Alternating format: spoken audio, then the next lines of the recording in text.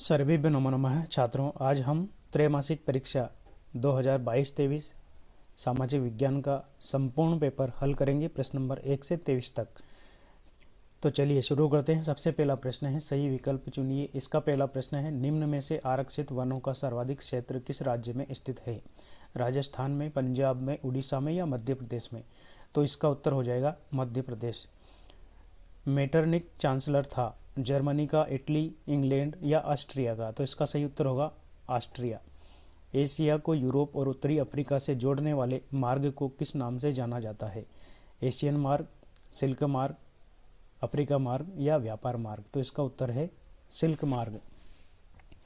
संविधान की व्याख्या करने का अधिकार है प्रधानमंत्री को, राष्ट्रपति को, कानून मंत्री को या न्यायालय को? तो संविधान संशोधन का अधिकार होता है न्यायालय के पास, तो उत्तर हो जाएगा न्यायालय। सार्वजनिक उद्यम का स्वामित्व निम्न में से किसके पास होता है? निजी स्वामी, सरकार, सरकार और निजी स्वामी या न्यायालय? तो इसका उत्तर होगा सरकार। स्व सहायता समूह में बचत और संबंधी अधिकतर निर्णय लिए जाते हैं बैंकों द्वारा, सदस्यों द्वारा, गैर संस्कारी संस्था द्वारा या साहूकारों द्वारा? तो इसका उत्तर होगा सदस्यों द्वारा। प्रश्न नंबर 2, रिक्त स्थानों की पूर्ति कीजिए। रिक्त स्थानों की हमें पूर्ति करना है। सबसे पहले देखिए, हौज खास का निर्माण कौन से शासक ने करवाया? तो इसमें रिक्त स्थान में आ जाएगा इल्तुतमिश। नूडल्स राष्ट्र में पश्चिम देशों में पहुंचे थे, तो यहाँ पर रिक्त स्थान में लिखेंगे हम चीन। सत्ता की साझेदारी की आत्मा है, लोकतंत्र आ जाएगा। भारत में मानव विकास रिपोर्ट राज्य ने सबसे पहले जारी की थी, तो इस रिक्त स्थान में लिख देंगे मध्य प्रदेश ने। छिपी बेरोजगारी क्षेत्र में पाई जाती है। छिपी बेरोजगारी कौन से क्षेत्र में पाई जाती है? ग्रामीण क्षेत्र में। और अंतिम जो रिक्त स्थान में, इसमें हम लिखेंगे केंद्रीय सरकार की तरफ से करेंसी जारी करता है, तो यहाँ पर हम लिख देंगे reserve bank of India, RBI. ये प्रश्न नंबर 3, सही जोड़ी बनाइए। तो सही जोड़ी हमें इस प्रकार से बनाना है। सबसे कम साक्षरता वाला राज्य है बिहार, तो हम बिहार के साथ मिला देंगे। एकात्मक शासन व्यवस्था श्रीलंका में है। ब्रुसेल्स, इसको हम मिला देंगे बेल्जियम के साथ। और रोलेट एक्ट, इसको हम मिला देंगे 1919। यंग यूरोप, इसको हम मिला देंगे 1833 से। और टिहरी बांध परियोजना, इसको हम मिला देंगे उत्तराखंड से। इस प्रकार से हमें सही जोड़ी मिलाना है। ये इसका आंसर यहाँ पर इस प्रकार से लिखा हुआ है। प्रश्न नंबर 4, एक वाक्य में उत्तर लिखिए। टिहरी बांध में किसानों द्वारा कौन सा आंदोलन चलाया गया था? तो यहाँ पर हम लिखेंगे बीज बचाओ आंदोलन। प्रश्न नंबर 2 है, जैसलमेर के खादिन और जोहड़ किस क्षेत्र से संबंधित है? अर्धशुष्क और शुष्क अथवा कम वर्षा वाले क्षेत्र से संबंधित है। सिंधु सभ्यता के दौरान कौड़ियों का क्या उपयोग था? तो इसका उत्तर हो जाएगा मुद्रा के रूप में इसका उपयोग किया जाता था। प्रश्न नंबर 4 है, बेल्जियम के मुख्य रूप से कौन सी भाषा बोली जाती है? बेल्जियम में मुख्य रूप से कौन सी भाषा बोली जाती है? तो बेल्जियम में डच और फ्रेंच भाषा बोली जाती है। मानव विकास सूचकांक कौन सी संस्था जारी करती है? उत्तर हो जाएगा यूएनडीपी। भारत में करेंसी नोट कौन जारी करता है? रिजर्व बैंक ऑफ इंडिया, भारतीय रिजर्व बैंक ऑफ इंडिया यानी कि आरबीआई। भारतीय वन्यजीव अधिनियम 1972 में लागू किया गया है, यह सत्य है। वीना की संधि 1820 में हुई, ये असत्य है। 1859 में इंग्लैंड में एमिगेशन एक्ट लाया गया था, ये भी सत्य है। 1820 के दशक में चीन को बड़ी मात्रा में अफीम निर्यात किया जाता था, ये भी सत्य है। भारत में एकात्मक शासन व्यवस्था है, ये असत्य है। देश को सर्वाधिक आय सेवा क्षेत्र से होती है, ये सत्य है। संसाधनों के अंधाधुंध उपयोग से उत्पन्न होने वाली 2 समस्याएं लिखिए। अब ये जो प्रश्न है 2 नंबर का है, अथवा वाला भी हम लिख सकते हैं। संसाधनों के संरक्षण के 2 उपाय लिखिए। तो सबसे पहले हम जो पहला प्रश्न है उसका उत्तर लिखेंगे। नंबर 1, संसाधनों के अधिक उपयोग के कारण संसाधन कम हो गए हैं। दूसरा, संसाधनों की कमी के कारण कुछ लोग संसाधनहीन हो गए हैं और कुछ संसाधन युक्त। इस प्रकार से हमें कोई 2 कारण लिखने थे। दूसरा है, संसाधनों के संरक्षण के 2 उपाय लिखिए। तो संसाधनों के संरक्षण के निम्नलिखित 2 उपाय इस प्रकार से हैं। पहला, प्राकृतिक संसाधनों का अधिक उपयोग करना बंद कर देना चाहिए। उपलब्ध संसाधनों को अपव्यय किए बिना समझदारी से उपयोग करने की जरूरत है। दूसरा लिख सकते हैं वन्य जीवों के संरक्षण के लिए जंगली जानवरों का शिकार करना बंद किया जाना चाहिए। प्रश्न नंबर 7 में देखिए, मृदा अपरदन के 2 कारण लिखिए। तो मृदा अपरदन के 2 कारण है वनों का उन्मूलन, खनन। जो दूसरा प्रश्न है, जलोढ़ मृदा की 2 विशेषताएं लिखिए। यह मृदा नदियों द्वारा निक्षेप के रूप में बहाकर लाई जाती है। जलोढ़ मृदा रेत, सिल्ट और मृत्तिकाओं के विभिन्न अनुपात में पाए जाते हैं। जलोढ़ मृदा बहुत उपजाऊ होती है। 8, नवीनीकरण संसाधन से क्या आशय है? 2 उदाहरण लिखिए। नवीनीकरण संसाधन वे संसाधन हैं जिन्हें पुनः उत्पन्न किया जा सकता है और ये कभी खत्म नहीं होते हैं। ये संसाधन प्राकृतिक रूप से प्राप्त होते हैं, जैसे कि सौर ऊर्जा है, पवन ऊर्जा है, जल, वन्य जीवन आदि। दूसरा प्रश्न है, इसका अथवा वाला अनवीनीकरण संसाधन क्या है? 2 उदाहरण लिखिए। तो अनवीनीकरण संसाधन ऐसे संसाधन हैं जिन्हें बनने में लाखों करोड़ों वर्ष लगते हैं। ये दोबारा उत्पन्न नहीं किए जा सकते हैं, कभी भी खत्म हो सकते हैं, जैसे धातुएं, जीवाश्म ईंधन, डीजल, पेट्रोल, कोयला आदि। प्रश्न नंबर 9, समाप्यता के आधार पर संसाधनों के प्रकार लिखिए। समाप्यता के आधार पर संसाधनों के 2 प्रकार हैं, नवीनीकरण योग्य संसाधन, अनवीनीकरण योग्य संसाधन। नवीनीकरण योग्य संसाधन वे संसाधन हैं जिन्हें उत्पन्न किया जा सकता है, ये कभी भी खत्म नहीं होते हैं, प्राकृतिक गैस, सौर ऊर्जा, पवन ऊर्जा, जल, वन्यजीव आदि। अनवीनीकरण संसाधन वे हैं जिन्हें लाखों करोड़ों वर्ष लगते हैं, ये दोबारा उत्पन्न नहीं किए जा सकते हैं, जैसे धातुएं, पेट्रोल, जीवाश्म आदि। अथवा वाला प्रश्न है, स्वामित्व के आधार पर संसाधनों के प्रकार। स्वामित्व के आधार पर संसाधनों के निम्न प्रकार हैं, व्यक्तिगत संसाधन, सामुदायिक स्वामित्व वाले, राष्ट्रीय संसाधन और अंतर्राष्ट्रीय संसाधन। प्रश्न नंबर 10, केनाल कॉलोनी किसे कहा जाता है? केनाल कॉलोनी भारत में ब्रिटिश सरकार ने मरुस्थली प्रति जमीन को उपजाऊ बनाने के लिए नहरों का जाल बिछा दिया था और इन नहरों की सिंचाई वाले इलाकों में विभिन्न क्षेत्रों में लोगों को लाकर बसाया। उनकी इन बस्तियों को केनाल कॉलोनी कहा जाता है। इसका अथवा वाला प्रश्न है, असंतुष्ट शब्द से क्या आशय है? असंतुष्ट शब्द से आशय है जो स्थापित विश्वासों और तरीकों को नहीं मानता हो। प्रश्न नंबर 11, अमेरिका के मूल निवासियों के लिए कौन सी बीमारी जानलेवा साबित हुई? तो उत्तर होगा, अमेरिका के मूल निवासियों के लिए चेचक नामक बीमारी जानलेवा साबित हुई। 19वीं सदी तक यूरोप में कौन सी समस्याएं आम थी? उत्तर होगा, 19वीं सदी में यूरोप में निम्नलिखित आम समस्याएं थी। पहला है गरीबी, भूखमरी, जनसंख्या वृद्धि, बीमारियां, धार्मिक टकराव। प्रश्न नंबर 12, श्रम प्रवाह से क्या आशय है? श्रम प्रवाह, इसमें लोग काम या रोजगार की तलाश में एक जगह से दूसरी जगह जाते हैं, जैसे अमेरिका एवं अफ्रीका में उपनिवेश बनने के बाद भारतीय मजदूरों को अनुबंध व्यवस्था के आधार पर वहां के खेत उद्योगों में काम करने के लिए भेजा जाता था। दूसरा है पूंजी प्रवाह से क्या आशय है? तो पूंजी प्रवाह यानी कि इसमें अल्प तथा लंबी अवधि के दूर दराज के इलाकों में निवेश के लिए धन लगाना होता है और पूंजी का प्रवाह कहते हैं। पूंजी के प्रवाह में पूंजीपति खदानों, उद्योगों, बागानों में निवेश करते थे। कुछ प्रमुख भारतीय पूंजीपतियों ने केवल भारत में ही नहीं बल्कि अफ्रीका, कई यूरोपीय देशों में पूंजी का निवेश किया था। अब प्रश्न नंबर 13 है, यहाँ पर देखिएगा, आलू अकाल से क्या आशय है? आलू अकाल फसलों ने यूरोप में गरीब के जीवन में एक बड़ा बदलाव किया, क्योंकि ये बेहतर खाने लगे और लंबे समय तक जीवित रहे। आयरलैंड में सबसे गरीब किसान इतने निर्भर हो गए कि 1840 के दशक में जब बीमारी ने आलू की फसल को नष्ट कर दिया तो हजारों लोग भूख से मर गए। इसे ही आलू कहते हैं। दूसरा प्रश्न है, व्यापार अधिशेष क्या है? तो इसका उत्तर यहाँ से हम लिखेंगे, व्यापार अधिशेष के अंतर्गत निर्यात की कीमत आयात से अधिक होती है। ब्रिटेन में भारत से खनिज संपदा और खाद्यान्न भेजा जाता था और उसके बदले में ब्रिटेन के उद्योगों में तैयार माल भारत में आयात होता था। इसकी बाजार कीमत भेजे गए माल से कहीं ज़्यादा होती थी। यह है व्यापार अधिशेष का मतलब। प्रश्न नंबर 14 देखिए, द्वितीयक क्षेत्र में क्या क्या सम्मिलित है? तो इसका उत्तर यहाँ पर हो जाएगा, द्वितीयक क्षेत्र में अर्थव्यवस्था का वह क्षेत्र है जो प्राथमिक क्षेत्र के उत्पादों को अपनी गतिविधि के कच्चे माल की तरह उपयोग करता है, द्वितीयक क्षेत्र कहलाता है। इसके अंतर्गत लौह एवं इस्पात उद्योग, वस्त्र उद्योग, वाहन, बिस्किट, केक इत्यादि सम्मिलित है। दूसरा है, तृतीयक क्षेत्र में क्या क्या सम्मिलित है? तृतीयक क्षेत्र में विभिन्न प्रकार की सेवाओं का उत्पादन किया जाता है। इसके अंतर्गत बैंकिंग, बीमा, शिक्षा, चिकित्सा, पर्यटन इत्यादि सम्मिलित है। इस क्षेत्र को सेवा क्षेत्र के रूप में भी जाना जाता है। नंबर 15, जन सुविधाओं का क्या अर्थ है? जन सुविधाओं का संबंध हमारी बुनियादी जरूरतों से होता है।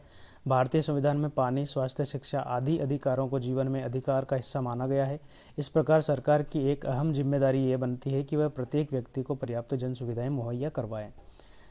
अथवा वाला है संवेतन अवकाश से क्या आशय है। संवेतन अवकाश करते हैं किसी कर्मचारी द्वारा अपने काम से अवकाश का अथवा छुट्टी लेने पर उसके वेतन का भुगतान किया जाना। जैसे बीमारी के समय में, साप्ताहिक अवकाश के समय में, अन्य जरूरत के समय छुट्टी लेने पर वेतन नहीं काटा जाता तो इसे समवेतन अवकाश कहा जाता है। प्रश्न नंबर 16, मनरेगा के प्रमुख प्रावधानों को लिखिए। इसके प्रमुख प्रावधान निम्नलिखित हैं। इसके अंतर्गत उन सभी लोगों को काम दिया जाना है जो काम करने में सक्षम और काम की जरूरत है।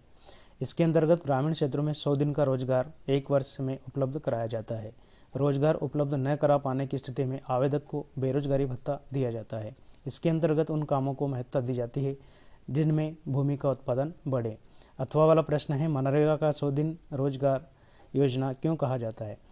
मनरेगा द्वारा एक परिवार को 1 वर्ष में 100 दिन का रोजगार उपलब्ध कराने की गारंटी दी जाती है, इसलिए इसे 100 दिन का रोजगार योजना कहा जाता है। प्रश्न नंबर 17, असंगठित क्षेत्र में मजदूरों के सामने आने वाली कठिनाइयों को लिखिए। काम के घंटों की कोई निश्चित संख्या नहीं है। श्रमिक आमतौर पर बिना ओवरटेक 10-12 घंटे काम करते हैं। दूसरा, उन्हें दैनिक वेतन के अलावा अन्य भत्ते नहीं मिलते हैं। तीसरा, वहाँ मजदूरों की सुरक्षा के लिए सरकारी नियमों और विनियमों का पालन नहीं किया जाता है। तीसरा, नौकरी की सुरक्षा नहीं है, नौकरियाँ कम वेतन वाली है। क्षेत्र व श्रमिक आमतौर पर अनपढ़, अज्ञानी, असुरक्षित होते हैं, इसलिए वे सौदेबाजी या अच्छी मजदूरी हासिल नहीं करने की स्थिति में नहीं है। बहुत गरीब होने के कारण वे हमेशा कर्ज में डूबे रहते हैं, इसलिए उन्हें कम मजदूरी स्वीकार करने के लिए आसानी से तैयार किया जा सकता है। इसका अथवा वाला है, संगठित क्षेत्र को लोक कल्याणकारी क्यों कहा जाता है। 2 कारण लिखिए। तो इसका उत्तर होगा, संगठित क्षेत्र को कल्याणकारी कहा जाता है। इसके प्रमुख निम्नलिखित कारण है। संगठित क्षेत्र की गतिविधियों में उन क्षेत्रों को शामिल किया जाता है जहाँ रोजगार की अवधि नियमित होती है। ये क्षेत्र सरकार का पंजीकृत क्षेत्र होते हैं तथा इन्हें विभिन्न सरकारी नियमों एवं विनियमों जैसे न्यूनतम मजदूरी अधिनियम, कारखाना अधिनियम आदि उल्लेखित होते हैं। प्रश्न नंबर 18, जैव विविधता को प्रभावित करने वाले कोई 3 कारक लिखिए। जैव विविधता को प्रभावित करने वाले निम्न कारक हैं: जंगलों का विनाश, शिकार करना, वन औषधियाँ, वन क्षेत्र में कमी, पर्यावरण प्रदूषण, ग्लोबल वार्मिंग, वनों में आग लगना, लोगों का जागरूक न होना। इसका अथवा है, पारिस्थितिकी क्षेत्र क्या है। वन पारिस्थितिकी तंत्र की उपयोगिता लिखिए। तो इसका उत्तर होगा, पारिस्थितिकी तंत्र वह तंत्र है जिसमें पर्याप्त जीवधारी आपस में एक दूसरे के साथ पर्यावरण के उन भौतिक एवं रासायनिक कारकों के साथ परस्पर क्रिया करते हैं जिसमें वे निवास करते हैं। यह सभी ऊर्जा एवं पदार्थ के स्थानांतरण द्वारा संबंध होते हैं। एक छोटा तालाब या कुआं से लेकर पूरा पृथ्वी पारितंत्र हो सकता है। वन पारिस्थितिकी तंत्र की उपयोगिता, मानव, दूसरे जीवधारी तथा पेड़ पौधे पारिस्थितिकी तंत्र का निर्माण करते हैं। वायु, जल, अनाज के बिना व्यक्ति जीवित नहीं रह सकता तथा पौधे, पशु, सूक्ष्मजीवी इनका पुनः सृजन करते हैं। वन पारिस्थितिकी तंत्र में महत्वपूर्ण भूमिका अदा करते हैं क्योंकि ये प्राथमिक उत्पादक हैं जिन पर दूसरे सभी जीव निर्भर करते हैं। प्रश्न नंबर 19, एकात्मक शासन प्रणाली के 3 दोष लिखिए। पहला दोष है, एकात्मक शासन प्रणाली स्थानीय समस्याओं के हल के लिए यह प्रणाली उपयुक्त नहीं है। बड़े बड़े राज्यों में स्थानीय शासन की स्वायत्तता और आवश्यकता होती है। इनमें दूरस्थ क्षेत्र के केंद्र निर्णय आसानी से लागू नहीं किए जा सकते हैं। दूसरा है, निरंकुशता की संभावना। एकात्मक शासन प्रणाली में शक्तियों का केंद्रीयकरण होने की निरंकुशता की संभावना रहती है। केंद्र सरकार का अत्यधिक कार्यभार। एकात्मक शासन प्रणाली में केंद्र सरकार का कार्यभार बहुत अधिक बढ़ जाता है। लोकतंत्र के सिद्धांत के अनुरूप नहीं है। यह जो शासन प्रणाली है लोकतंत्र के सिद्धांत के अनुरूप नहीं है। बड़े देशों के लिए अनुपयुक्त। एकात्मक शासन व्यवस्था बड़े देशों के लिए अनुपयुक्त रहती है। बड़े देशों की क्षेत्रीय समस्याओं का समाधान सदैव केंद्रीय स्तर पर नहीं हो जाता है। उनकी समस्याओं की प्रकृति सदैव संपूर्ण राज्य तक फैली हुई नहीं होती है। अनेक जाति, धर्म, भाषा, संस्कृति के लोग अनेक विविधताओं से युक्त रहते हैं। उनके लिए समाधान की उसी स्तर से अपेक्षित है। विशाल क्षेत्रफल वाले राज्यों के शासन का संचालन एक ही केंद्र से नहीं किया जा सकता। स्थानीय हितों की रक्षा स्थानीय स्तर पर ही की जा सकती है। अथवा वाला प्रश्न है, त्रिस्तरीय पंचायत राज्य व्यवस्था पर टिप्पणी। गांव के स्तर पर मौजूद स्थानीय शासन व्यवस्था को पंचायती राज के नाम से जाना जाता है। यह व्यवस्था 3 प्रकार की होती है, 3 स्तर पर होती है। जिला पंचायत, जनपद पंचायत और ग्राम पंचायत। प्रत्येक गांव में एक ग्राम पंचायत होती है, एक परिषद की तरह कार्य करती है, जिसके अध्यक्ष को सरपंच कहते हैं, जो कि निर्वाचन के माध्यम से चुना जाता है। इसी प्रकार कुछ ग्राम पंचायतों को मिलकर एक जनपद पंचायत बनी है। और त्रिस्तरीय पंचायती राज व्यवस्था की सबसे ऊपरी इकाई को जिला पंचायत कहते हैं। किसी जिले की जिला पंचायत समिति का गठन निर्वाचित जिला पंचायत सदस्यों के साथ साथ उस जिला पंचायत के क्षेत्र में सांसद यानी कि लोकसभा या राज्यसभा के जो सांसद होते हैं, विधायक तथा जिला स्तर के कुछ अधिकारी के साथ मिलकर इनका निर्माण होता है। ऋणों की 3 शर्तें लिखिए। ब्याज की दर, समर्थक, ऋणाधार, आवश्यक कागजात, भुगतान के तरीके। विभिन्न ऋण व्यवस्थाओं के ऋण की शर्तें अलग अलग होती है। आवश्यकता के दोहरे संयोग को समझाइए। अथवा वाला प्रश्न है, जब वस्तु विनिमय के अंतर्गत 2 व्यक्तियों की पारस्परिक आवश्यकताओं के समाधान समानता हो तब इसे आवश्यकताओं का दोहरा संयोग कहा जाता है। जैसे किसी व्यक्ति को 1 किलो गुड़ देकर 5 किलो अनाज खरीदना है और उसे बाजार में ऐसा व्यक्ति मिल जाए जो 5 किलो अनाज के बदले 1 किलो गुड़ क्रय करने को तैयार हो, तो इसे आवश्यकताओं का दोहरा संयोग कहते हैं। प्रश्न नंबर 21, महात्मा गांधी के अनुसार सामाजिक अपंगता केवल राजनीतिक सशक्तिकरण से ही दूर हो सकती है, स्पष्ट कीजिए। भारत की आज़ादी की लड़ाई में गांधी जी सभी वर्गों का शामिल करवाना चाहते थे, किंतु भारत के सभी सामाजिक समूह स्वराज की अमूर्त अवधारणा से प्रभावित नहीं थे। भारत में एक समूह अछूतों का था। 1930 के बाद खुद को दलित अथवा उत्पीड़ित कहने लगे थे। इन दलितों को समाज की मुख्य धारा में लाकर राष्ट्रीय आंदोलन का हिस्सा बनाने के लिए गांधी जी ने ऐलान किया कि अस्पृश्यता को खत्म करने के लिए 100 साल तक भी स्वराज की स्थापना नहीं की जा सकती। उन्होंने अछूतों को हरिजन की संज्ञा दी थी, लेकिन गांधी जी के प्रयासों से इतर भी दलित लोग अपने समुदाय की समस्याओं के लिए राजनीतिक हल तलाशने लगे। वे शिक्षा संस्थानों, विधायिकाओं में खुद के आरक्षण के लिए मांग करने लगे ताकि कानून बनाने वाली संस्थाओं का हिस्सा बनकर वे अपने समुदाय की समस्या का समाधान करवा सकें। अतः स्पष्ट है कि सामाजिक अपंगता केवल राजनीतिक सशक्तिकरण से ही दूर की जा सकती है। सविनय अवज्ञा आंदोलन की व्याख्या कीजिए। नेहरू रिपोर्ट में भारत के लिए औपनिवेशिक स्वराज्य की बात कही गई और चेतावनी दी गई कि 1 वर्ष के अंदर मांग नहीं मानी गई तो कांग्रेस पूर्ण स्वराज्य की मांग प्रस्तुत करेंगे, लेकिन ब्रिटिश सरकार ने इस चेतावनी पर कोई ध्यान नहीं दिया। 1929 में लाहौर में कांग्रेस अधिवेशन में कांग्रेस कार्यकारिणी गांधी जी को यह अधिकार दिया गया कि पूर्ण स्वराज्य के लक्ष्य के साथ सविनय अवज्ञा आंदोलन प्रारंभ करें। उनके अनुसार 1930 में साबरमती आश्रम में कांग्रेस कार्यकारिणी की बैठक हुई। इसमें 4 बार पुनः यह सुनिश्चित किया गया कि गांधी जी जब चाहे जैसे चाहे सविनय अवज्ञा आंदोलन प्रारंभ कर सकते हैं। सविनय अवज्ञा आंदोलन के कारण है साइमन कमीशन के बहिष्कार। आंदोलन के दौरान जनता के उत्साह को देखकर यह लगने लगा अब एक आंदोलन आवश्यक है। सरकार ने मोतीलाल नेहरू द्वारा प्रस्तुत रिपोर्ट अस्वीकार कर दी थी। इससे असंतोष व्याप्त था। चौरी चौरा कांड 1922 में एकाएक रोकने से निराशा फैली थी। उस निराशा को दूर करने से भी यह आंदोलन आवश्यक प्रतीत हो रहा था। 1929 की आर्थिक मंदी भी इसका एक कारण थी। क्रांतिकारी आंदोलन को देखते हुए गांधी जी को डर था कि कहीं समस्त देश में हिंसक आंदोलन की ओर न बढ़ जाए। अतः उन्होंने नागरिक अवज्ञा आंदोलन चलाना आवश्यक समझा। देश में सांप्रदायिकता की आग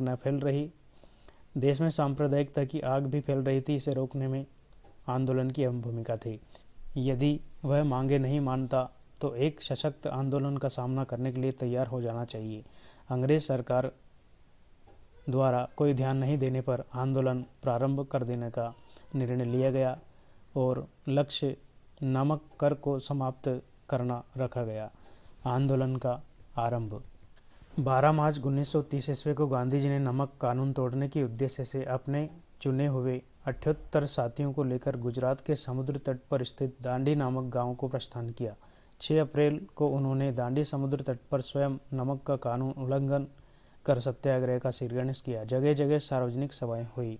सैकड़ों सरकारी कर्मचारियों ने अपनी नौकरियां छोड़ दी। अनेक विधायकों ने कौंसिल पत्र त्याग दिए।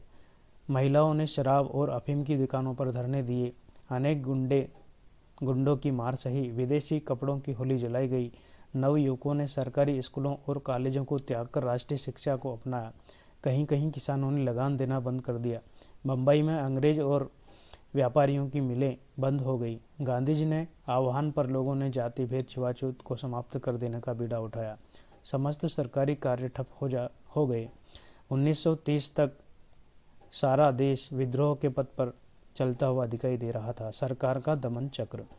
सरकार ने देशव्यापी आंदोलन के दमन के लिए अपनी पूरी शक्ति लगा दी थी। कांग्रेस गैर सरकारी संस्था घोषित कर दी गई। 5 मई को सरकार ने गांधी जी, सरदार वल्लभ भाई पटेल, जवाहरलाल नेहरू, राजेंद्र प्रसाद आदि नेताओं सहित हजारों लोगों को बंदी बना लिया। गांधी इरविन समझौता। जब सरकार शक्ति से आंदोलन का दमन नहीं कर पाई तो उन्होंने समझौते के लिए हाथ बढ़ाया। तेज बहादुर सप्रू और डॉक्टर जयशंकर आदि ने समझौते का प्रयत्न किया था। जनवरी 1931 ईस्वी में गांधी जी और कुछ मान्य नेताओं का कारावास से मुक्त कर दिया गया। इसी वर्ष 5 वर्ष को गांधी इरविन समझौता हुआ, जिसके अंतर्गत आंदोलन समाप्त कर दिया गया। सविनय अवज्ञा आंदोलन का महत्व। इस आंदोलन में पहली बार बड़ी संख्या में भारतीयों ने भाग लिया, जिसमें मजदूर, किसानों से लेकर उच्च वर्गीय लोग थे। इस आंदोलन में करबंदी को प्रोत्साहन दिए जाने के फलस्वरूप किसानों में भी राजनीतिक चेतना एवं अधिकारों की मांग के लिए संघर्ष करने की क्षमता का विकास हुआ। इस आंदोलन के फलस्वरूप जनता में निर्भरता, स्वावलंबन, बलिदान के गुण उत्पन्न हो गए, जो स्वतंत्रता की नींव हैं। जनता ने अब समझ लिया कि युगों से देश में दुखों के निवारण के लिए दूसरों का मुक्त आंकना एक भ्रम था।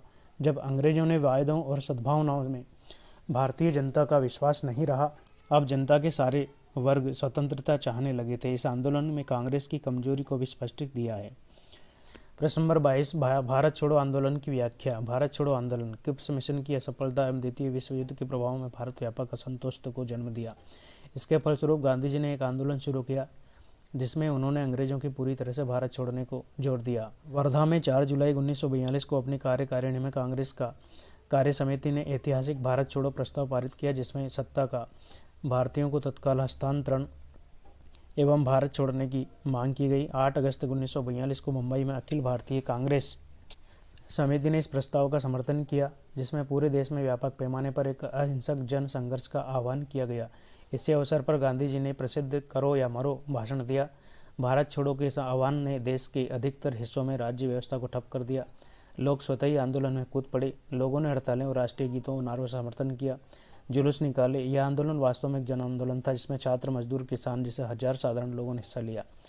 इसमें नेताओं की सक्रिय भागीदारी देखी गई, जिसमें जयप्रकाश नारायण, अरुणा, आसफ अली एवं राम मोहन लोहिया एवं बहुत सारी महिलाएं, जैसे बंगला से माता रंगिनी हाजरा, असम में कनकलता बरुआ और उड़ीसा में रमा देवी। अंग्रेजों द्वारा अत्यधिक बल प्रयोग के बावजूद इसे दबाने में 1 वर्ष से अधिक समय लग गया।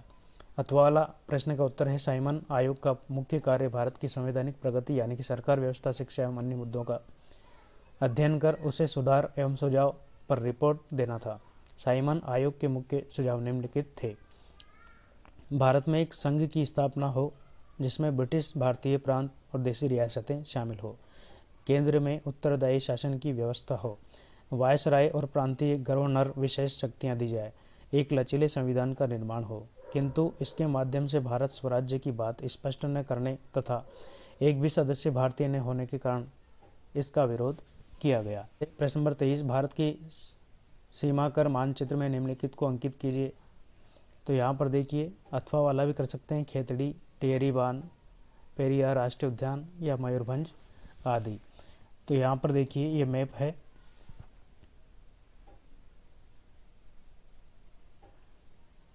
इसको हम इस प्रकार से, यहाँ पर देखिए टिहरी बांध है, खेतड़ी, मयूरभंज और पेरियार राष्ट्रीय उद्यान। इसी प्रकार इसमें भी हम राणा सगार प्रताप बांध दर्शा सकते हैं, मलाजखंड, बेलाडीला और ये कार्बेट राष्ट्रीय उद्यान। इस प्रकार से आज हमने सामाजिक के पेपर को हल किया। तो आशा करता हूँ आपको वीडियो अच्छा लगा होगा। यदि अच्छा लगा हो तो आप मेरे वीडियो को लाइक और चैनल को सब्सक्राइब जरूर करें, ताकि आने वाले वीडियो का नोटिफिकेशन आपको मिल जाए। वीडियो देखने के लिए आपका बहुत बहुत धन्यवाद।